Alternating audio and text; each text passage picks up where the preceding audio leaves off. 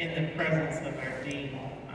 When we say that out of respect for his history, his legacy, and his ability to bring a sense of reality to debates that we're having. You know, we talk about laws and conditions, and then tonight we're going to be talking about the Voting Rights Act.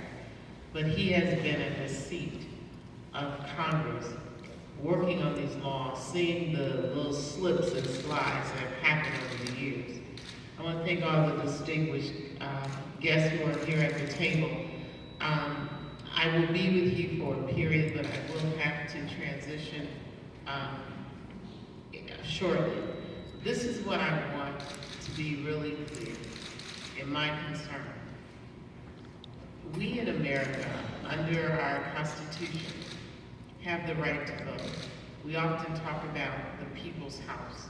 When I was elected to Congress, our Democratic whip set all the new members of Congress on the floor and said, I want you to know that you're sitting in the people's house and that you were sent here by the people to represent them, thus the House of Representatives.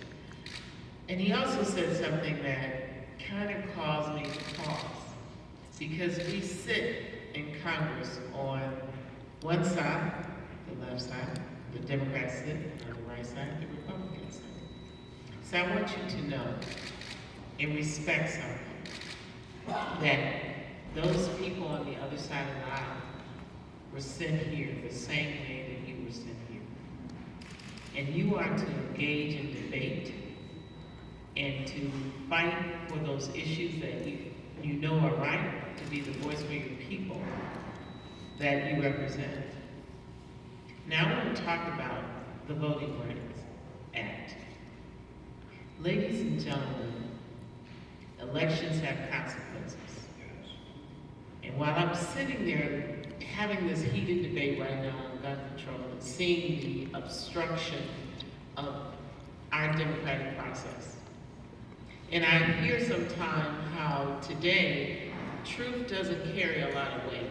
It's my opinion. It's not facts, it's my opinion. But elected to this government in Washington that I'm sitting in now, and let's take it down, the election of governors and states. Elections have consequences. And one of the things that has been a constant fear of those who want to oppress, or those who want power, is that if we can control the vote, we can protect our agenda. And there was a time when we did not have the right to vote. And you know history, we fought, died, marched, civil disobedience. And we gained the right to vote. And there was a period in our history where techniques were used all the way up to violence to suppress our vote. Because understand, voting is an attack on those who want to hold power. In America, if we truly want to change this conversation on education, look who look who was elected by votes to be in our state capital. When we talk about this Flint water situation, the vote gave that man the power to do what he did. I'm so passionate about this right to vote, because when I see an agenda and you stand up and you just dismiss because there's more of me than there are of you, I have the power, so I control the agenda. And that's why civil disobedience have become a part of the fiber of this country. But let's talk about suppressing our vote. Today, we can't ask you to say how many bubbles comes from a bar of soap. We can't say count the marbles in the jar. But what we can do is inconvenience you.